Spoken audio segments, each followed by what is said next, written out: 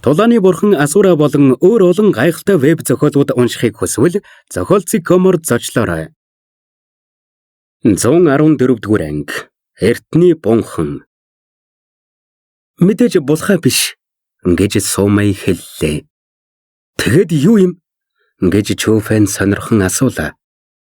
Энэ бол би чамд найзын хувьд жаахан тусалж байгаа юм гэд Сумэй ялдан инээмсэглэлээ. Тэгээд удалгүй хүмүүс рүү хуруугаараа заагаад аажуухан хэлв. Гэхдээ анхааралгүй байж болохгүй шүү. Тэд бол Азурэ дараагийн сургуулийн сурагчид биш. Тэд бол 1-р зэрэглэлийн сургуулиудаас ирсэн. Тодорхой зүйлсээр биднээс хүчтэй байх нь тодорхой. Гэхдээ би чамайг илүү гэж бодож байгаа. Тэдний тулааны төвшин чинийхээс илүү ч гэлээ. Тэд бүгд чамаас ах. Чамайг 18 хүрэх үедээ тэднээс хамаагүй хүчтэй болно гэдэгт би итгэлтэй байна. Үгээ хэлж дуусаад Сумэй гараа ардаа барин Суров руу хараангуйлээ. Дараа нь эгчтүү хоёр Чүфэн рүү гараа далалж хаад яваад өгөв. Энэ үед Чүфэн жаахан гайхсан юм. Тэр эгчтүү хоёрыг онцгой гэр бүлтэй байх гэж бодож байсан ч гэлээ. Ийм айхтар байна гэж бодож байсангүй. Эгчтүү хоёр хүмүүс урах гэж Азурэ дараагийн сургуульд байхгүй байгаа нь тодорхой. Тэдний төлөө өчнөн хүчрхэг хүмүүс зүтгэхийг хүсч байхад тэд ягаад Чүфэнийг урих гэж дотноссон юм бол? Та нар яг ямар зоригтой юм бэ? Гэж Чүфэн дотроо битүүхэн сандарлаа. Суров, Сумэй хоёр түүнд сайн ханддаг ч гэлээ. Ягаад тэр хоёр түүнд ойрцсныг тэр хизээч мартахгүй. Тэр Сумэйгээд охин чамд сайн байхаа. Жала тэрнийг битгэл гомдоогоорой доо. Гэж гэнэт ялдам хоолойгоор ээги хэллээ. Өө, чи яаж мэдэж байгаа юм? Гэж Чүфэн инээн асуув. Эмэгтэй хүний зүн совин. Гэхдээ чи түүний талаар шалиг зүйл бодох хэрэггүй шүү. Тэр одоохондоо жаахан байгаа болохоор түүнийг оролдох хэрэггүй. Харин эгчийн бол болно шүү. Навш гэж чи одоо юугаа бодоод байгаа юм бэ? Гэж Чүфэн мэдээж ээгийн хэлэх гэснийг ойлгосон юм. Гэхдээ ээгийг ингэж шулуухан хэлчихнэ гэж тэр төсөөлсөнгүй. Битгий соёлтой хүн шиг жүжиглээд бай. Тэр эгчтүү хоёрыг хүсэхгүй байна гэж л битгий худлаа хэлээрэ гэж ээги бардам хэллээ. Одоогор бол би чамайг л хамгийн их хүсэж байна гэж Чүфэн инээмсэглэлээ. Тэгэд үзээрэй гэж ээги жаахан томоотой болоод ярианы сэдв өөрчиллөө. Магадгүй энэ удаа чи их азтай учрах байх. Юу гэсэн үг юм? Гэж Чүфэн гайхан асуув. Сумэйн хэлсэн улаан манан дотор эртний бунхан байгаа байх. Эртний бунхан гинэ. Чамд тайлбарласан ч чи ойлгохгүй. Сүнсний эвэр ойд орохоор тэр улаан манан руу яваарай. Тэр үед чи ойлгоно. Хэрвээ тэнд үнэхээр эртний бунхан байгаа бол сайхан зүйлс ч байгаа гэсэн үг. Ээги дэлгэрэнгүй тайлбарлаагүй ч Чүфэн ахиж асуусангүй. Учир нь тэр ээги түүнийг гэмтэхгүй гэдгийг мэдэж байсан юм. Тэр хоёр сүнс холбох гэрээ хийчихсэн болохоор Чүфэн өгөх юм бол түүний сүнслэг ертөнд сүрч ээгич бас өгнө.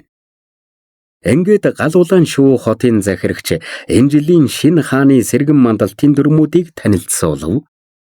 Сумэйн хэлсэнтэй яг адилхан байсан ба нэг өдрийн дотор хамгийн олон сүнсний эвэртэй араатан алж чадсан шилдэг арвал тэмцээнд орох эрх авна. Хамгийн сүүлд үлдсэн нь шинэ хааны сэргэн мандалтын ялагч болно. Дараагаар нь Суухэн бүх 200 оролцогч нарт сүнсний эвэр ойн газрын зургийг тараалаа. Дээрэс нь улаанаар тэмдэглэсэн хэсгүүдэд орж болохгүй гэдгийг сануулав. Суухэн цаад шалтгааныг хэлээгүй, зөвхөн маш аюултай газар гэж л сануулсан юм. Бас тэр тарааж өгсөн газрын зураг дээр зөвхөн улаан тэмдэглэгээнүүд байсан юм. Сумэйн түүнд өгсөн газрын зураг шиг хар тэмдэгнүүд байхгүй байв. Тэмцээний дүрмийг тайлбарласны дараа оролцогчдыг хотоос гарган сүнсний эвэр ойд авч ирлээ. Тэдний нүдэнд хар ой моддоос өөр зүйл харагдахгүй байсан ба моднууд нь төмөр шиг, навчнууд нь зүү шиг байсан юм. Тэд огтхон ч модтой адилхан биш, харин хурц зэвсэг шиг харагдаж байв. Хамгийн гайхмаар нь ойгоос ямар ч амьд амьтны чимээ сонсогдохгүй байлаа. Жала, биднийг хойш татах юм бол дэмэн шүү. Ойд орохын өмнө Алтан Ягаан хотын хэд Чүфэнийг сүрдүүллээ. Тэдний бардам зангийн өдөөс Чүфэн зүгээр л инээмсэглэв. Иймэрхүү хүмүүстэй маргалдаж гараа бохирдуулахаас ч залхуу нь хүрч байсан юм. Янз бүрийн техникийн ойруу явах хүмүүсийг харсан Чүфэн яаралгүй агуулгах цүнхнээсээ Сумэйн өгсөн газрын зургийг гаргаж ирлээ. Хэсэг бодсны дараа Чүфэн онцгой замаар явлаа. Тэр сүнсний эвэртэй араатнуудын хамгийн их цугладаг газраар дайран улаанаар тэмдэглэсэн газар руу явлаа. Чүфэн хаант тэнгэр техникийг хэрэглэж байсан болохоор салхи мэт хурднаар ойг туулан сүнсний эвэртэй араатнуудыг олов. Эдгээр араатнууд морь шиг төрхтэй мөрдлөө заан шиг том байсан ба хар өнгөтэй хуйг өмссөн мэт тасхар өнгөтэй байв. Энэ араатан маш догшин ба өөрсдийнхөө төрлөөс өөр амьд биет харах юм бол шууд дайрдаг. Догшин араатнуудаас ялгагдах зүйлгүй байсан юм. Гэхдээ догшин араатан бол догшин араатан. Нас бийг үтсэн сүнсний эвэртэй араатан байсан ч Чүфэний ганц цохилтыг даахгүй байлаа. Чүфэн хэсэг тэрүүгээр эргэлдэх үедээ нэгц сүнсний эвэртэй араатныг зүгээр явуулсангүй. Тэднийг алсныхаа дараа Чүфэн сүнс холболтоо ашиглан Эгигийн ертөнцийн сүнсний хүчээр тэдний анхдагч энергийг соров. Тэдний анхдагч энерги дэндүү сул доройгоос гадна Эгид бараг тус болохгүй байсан ч гэлээ Чүфэн дусалж энерги үлдээсэнгүй. 200 сүнсний эвэртэй араатан алсныхаа дараа тэр улаан манантай хэсэгт ирэв. Гэвч тэнд нам чимээгүй байсан уу гэхээс ямар ч манан харагдахгүй байсан юм. Энд сайхан зүйлс байгаа гэдэгт итгэлтэй байна уу? Гэж Чүфэн сүнсний хүчээ ашиглан эргэн тойрноо шинжээдэж юу ч олоогүй болохоор гутран асуулаа. Өчүүхэн сүнсний хүчтэй байж өөрийгөө юу гэж бодов? Хэрвээ эртний бунхан гэж шинийх шиг өчүүхэн хүчээр олдог байсан бол эртний бунхан биш болох байлгүй. Тэгэд би яах юм? ертөнцийн сүнсний луужингаа гаргаж ирээд ашигла. Эгигийн үгийг сонссон Чүфэнд гэнэт нэг санаа төрөн ертөнцийн сүнсний луужингаа гаргаж ирлээ. Луужинг гаргаж ирэх үед хачин заавар маягийн газрын зураг гарч ирэв. Чүфэн яагаад энэ зүйл гарч ирснийг ойлгохгүй байсан ч Эги ойлгож байсан юм. Эгигийн заавраар Чүфэн нэг газар сүнсний ториг бүтээж эхэллээ. Гэхдээ Чүфэн бага хэмжээний сүнсний хүч болох техниктэй байсан болохоор сүнсний тойрог бүтээх гэж нэлээд удаж шөнө дууссан юм. Сүнсний тойрог нээгдэх үедээ уусан алга болов. Тойрог байсан газар ёроолгүй нүх үүссэн байлаа. Тэр нүх тас харанхуй байсан ч гэлээ дотроос нь хачин жигтэй чимээ гарч байсан юм. Сайн сонсох юм бол эмэгтэй хүний ойлгох чимээ шиг байлаа. Лайк болон subscribe дарж биднийг дэмжээрэй. 115 дугаар анги. Бунхны ангилал. Шөнө болж тэнгэрт одод төгсөн ч гэрэлгүй бүүдгэр харагдана. Зөвхөн бүтэн сарнал тодоос тод харагдах ч гэлээ дуусашгүй хар үйлсээр халахлагдана. Сарны тод туяа үйлсийн эрх явахтай зэрэгцэн анивчиж байлаа. Чонын соёо мэт төмөр ой мод газраас сэрдэм боссон харагдана. Чүфэний эргэн тойронд нь анир чимээгүй байсан ба жаахант салхи боссонгүй. Гэвч ёр бусын аниргүй байдалд агуйгаас гарах хачин чимээ сонсогдно. Навшигч би энэ доошоо заавал буух хэрэгтэй гэж юу? Тэндээс гараад байгаа хашгирaan юу юм бэ? Сүнс юм уу? Гэж Чүфэн жаахан тавгуутж эхэллээ. Тэр ёроолгүй нүхнээс гарч байгаа ийм цөхрөл дүрэн орилооныг анх удаага л сонсож байгаа. Яг л уян гашуугаар дүүрэн сүнсний орилоон шиг сонсогдож дэндүү айдас хүргэн байсан юм. Юундаа айсан юм? Чи өөрийгөө ертөнц бүтээгч гэдгийг битгий мартаарай. Чи иймэрхүү сүнснүүдтэй нүүр тулах тавилантай. Тэгэхгүй бол яаж надад анхдагч энерги олж өгөх юм? Гэж Эги хариуллаа. Ёстой нэрэ. Тэгэхээр ертөнц бүтээгч нар төрөлхийн бол шухагч байх нэ? Өөр юу гэж бодов? ертөнц бүтээгчд бол ертөнцийн сүнстэй холбогдож энгийн хүмүүсийн барих нь битгийхэл харж чадахгүй зүйлсийг барьдаг. Асар их эд баялгаар дүүрэн тулааны мастрын бунхан бол тулааны замналын хамгийн дөт зам. Тулааны урлагч бас их хэцүү. Зөвхөн тэнэгүүдэл замаа товчлохоос зайлсхийн гэж Эги ууртайгаар хэллээ. Чиний хэлснээр бол тэр доор орилоод байгаа зүйл үнэхээр сүнс юм уу? Гэж Чүфэн битүүхэн айлаа. Чөтгөр сүнснүүд зөвхөн домогт байдаг. Харин өдийг хүртлэх хураас нь туршлахаа бодож үзвэл мангас араатнууд, хачин жигтэй араатнууд бас муу ёрын замаар орсон хүмүүсийг чөтгөр гэдэг. Энэ бүхнийг дүгнээд үзвэл сүнс гэж үнэхээр байдаг байж магад. Сүнсний юун тийм амар юм? Чи аль хэдийн нэгийг харж хаа бидтэй гэж Эги хэллээ. Би хизээ сүнс харсан юм гэж Чүфэн нухацтай бодсон ч сүнстэй таарснаа огт сансангүй.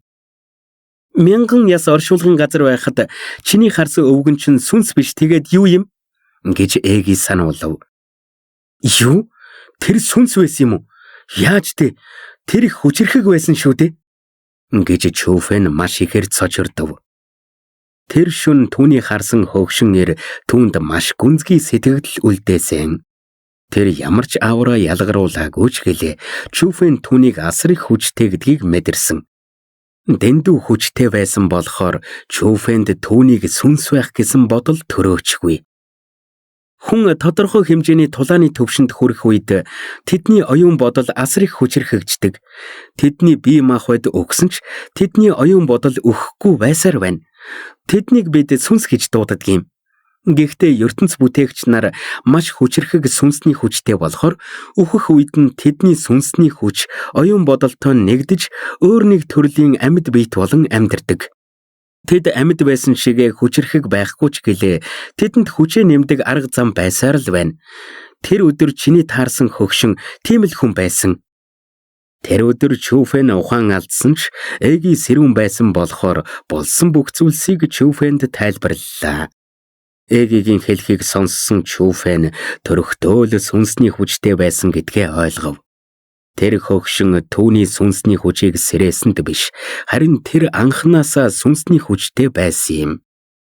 Ерөнхийдөө тиймэрхүү хүчрхэг оюун ухаан амьдардаг газрыг эртний бунхан гэдэг. Гэхдээ тэр мянган яс оршуулгын газар маш олон арга яс байснаас гадна тэр хөгшний амьдардаг газар болохоор зүгээр ч нэг эртний бунхан биш, харин чөтгөрийн бунхан байх. Чөтгөрийн бунхан гэж юу юм? Чүфэн нэх ойлгохгүй байсан ч сүртэй зүйл гэдгийг гадарлаж байлаа. Өө тэнгэ, ёстой юу ч мэдэхгүй юм а. Чамайг чадварлаг ертөнц бүтээгч болгохын тулд би чамд тайлбарлаж өгье. Санаж яв. Энгийн хүмүүсийн бунхан зүгээр л бунхан гэдэг. Хэдэн механизм эрдэнэс нуусан байдаг ба энгийн хүмүүс орж болдог. Зөвхөн доод зэрэглэлийн ертөнц бүтээгч нар л тиймэрхүү бунхан ухна. Хаант тэнгэр Даянчийн бунхан бол энгийн л бунхан байсан. Харин оюун ухаан агуулсан бунхан эртний бунхан гэдэг. Тэдний булчлагдаад хэр удснаас хамаарахгүй, харин хэр хүчтэйгээс хамаарна. Эртний бунхан бол маш аюултай. Энгийн хүмүүсийн илрүүлж чадхааргүй механизм орхинуудтай байдаг. Зарим ертөнц бүтээгч нар ч орхинуудаас мултрах гэж үйлээ үздэг. Тиймээс эртний бунхан бол ертөнц бүтээгчдийн чадвараа шалгадаг газар гэж хэлж болно. Харин чөтгөрийн бунхан бол энгийн тулааны маструудын бунхан биш. Тэд бол маш хорон санаатай хүмүүсийн бунхан. Хинч тэднийг хүн үү, араатан уу, амьд уу, үгсэн үү гэдгийг мэдэхгүй. Тэдний ихэнх нь үгснийхэн дараа ч хүчрхэг хэвээрээ байдаг ба ертөнцид гай зовлон авч ирэх чадалтай. Эсвэл үхээгүй байгаа лацдуулсан мангас ч байж магад. Тиймэрхүү бунхан маш аюултай. Тийшээ орсон хүмүүсийн хагас нь эргэлзээгүй үхдэг. ертөнцийг сүрүүлэх чадaltaй мангасыг өөрсдөө ч мэдлгүй суллах магадлалтай байдаг. Иймэрхүү бунхан чөтгөрийн бунхан гэдэг. Асар хүчрхэг ертөнц бүтээгчл биш бол хүмүүс тиймэрхүү бунхан руу ойртож зүрхэлдэггүй. Тийм зүйлс байдаг байх нэ.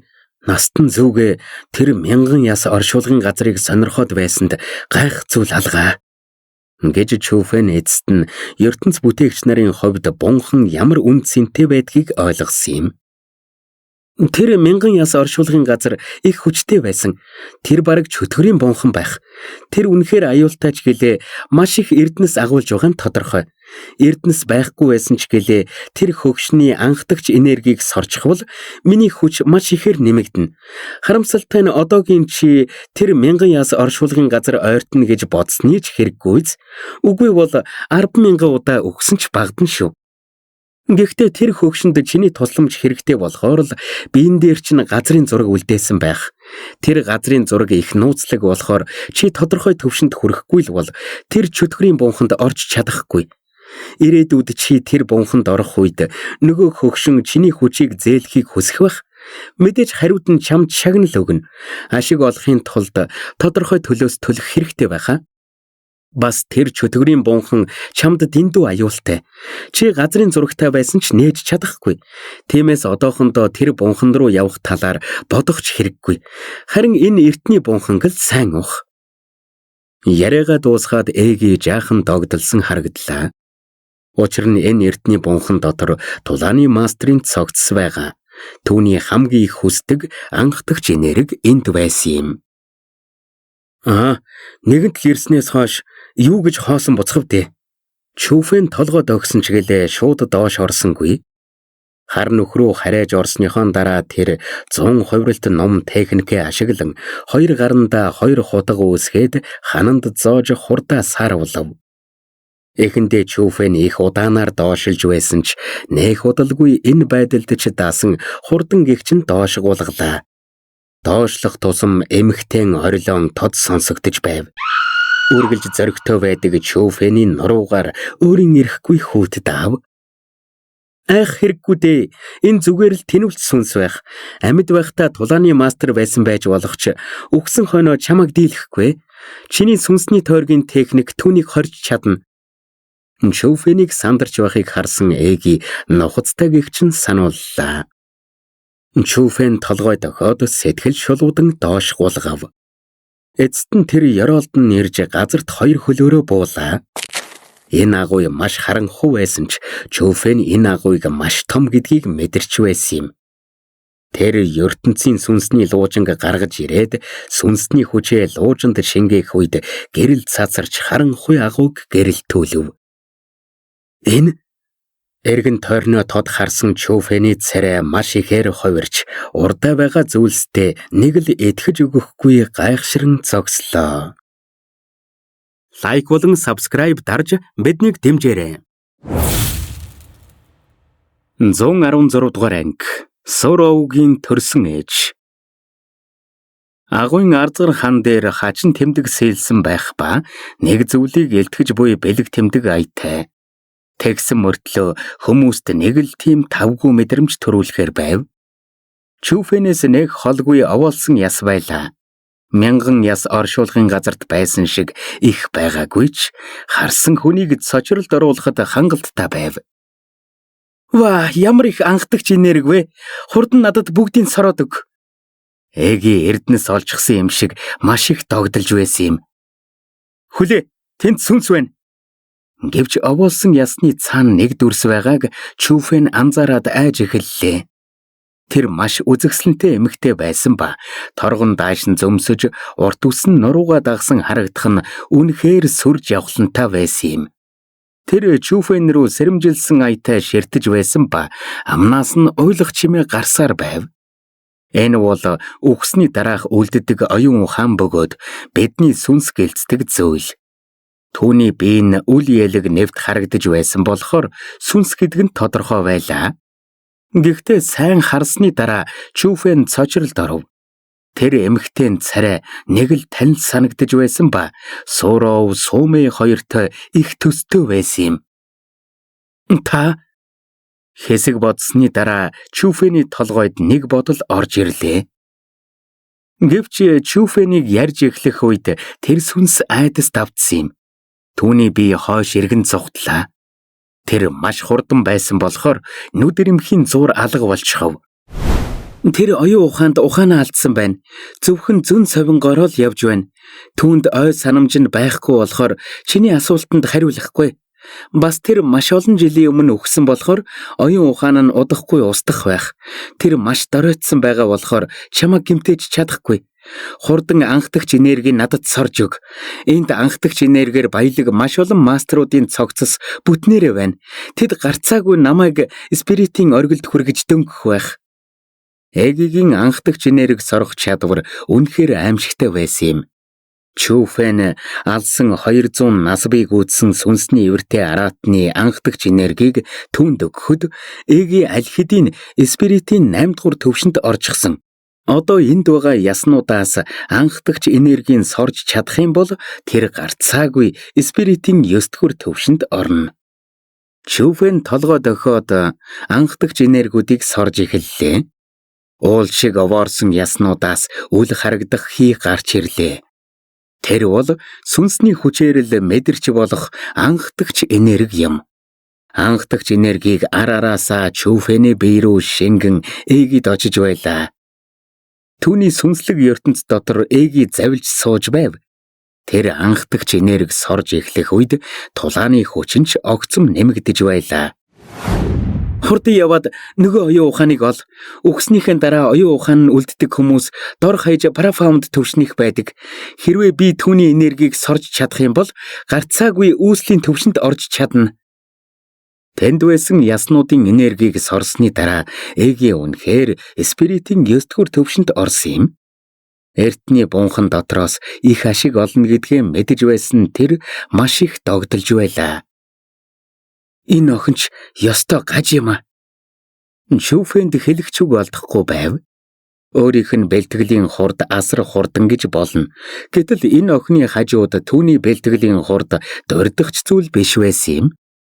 Энэ охин хагас өдрийн дотор л спиритийн 9 дугаар төвшөнд орчихсон нь үнэхээр айдас төрүүлэн байв. Чүфэн гайхширан санаа алдсан ч зогсолтгүй урагшгүй лээ. ертөнцийн сүнсний луужинг бариад агуйн гүн рүү чиглэн явлаа. Замдаа Чүфэн өөрийн эрэхгүй сонирхон асуулаа. Энэ яснууд хаанаас гарч ирсэн юм? Бага байдлыг харахад тэд үхээд удаж байгаа бололтой. Асуух хэрэг байна уу?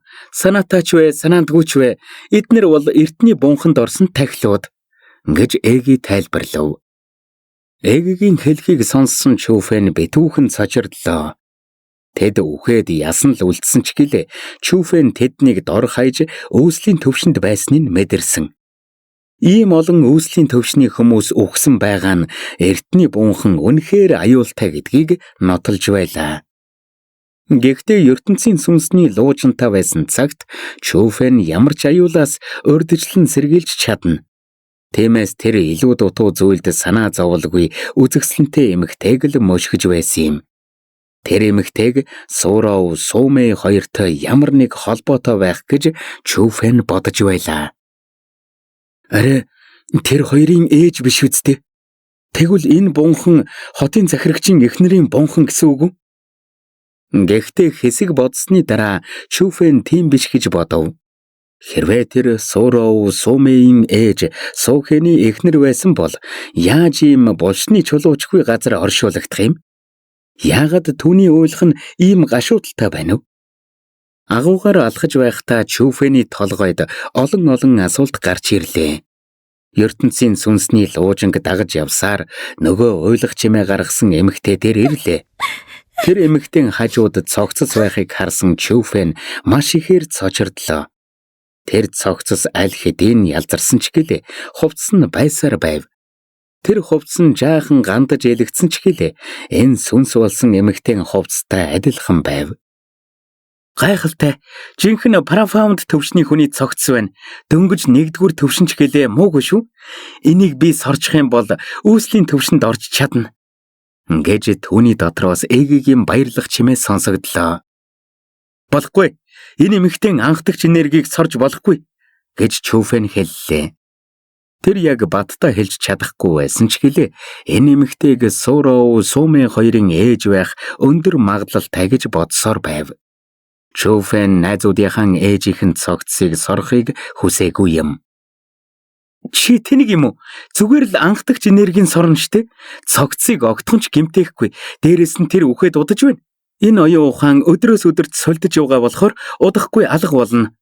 Хэрвээ би анхдагч энергийн сорчих юм бол үүслийн төвшөнд орж чадна. Бид хоёрт хоёуланд нь ашигтай. Тэр үед чи үүслийн 3 дугаар төвшний хүмүүсийг ядах юмгүй дийлдэг болчихно. Ийм сайхан боломжийг алдах гээв. Эгигийн хэлхийг сонссон Чүфэний сэтгэл жаахан догдлоо. Хэрвээ үнэхээр Эгигийн хэлсэнчлэн түүнд өөрийн хүчнээсээ өгч Чүфэнийг хэсэг хугацаанд үүслийн хүчтэй болгоно гэдэг үнэхээр татгалзахааргүй санал байсан юм. Чүфэний хүчийг харах юм бол тэр үүслийн төвшөнд орох үедээ үүслийн 3 дугаар төвшин бэдгий хэл 4 дугаар төвшний хүмүүстэй ч энэ тэнцүү тулалдана. Ийм хүчнээс Чүфэн яаж татгалзаж чадах вүлээ? Ялангуяа 1 жилийн дараах тулааны тов ойртсоор байхад. Тулааны бурхан Асура болон өөр олон гайхалтай веб зохиолууд уншихыг хүсвэл зохиолцыг комор зочлоорой.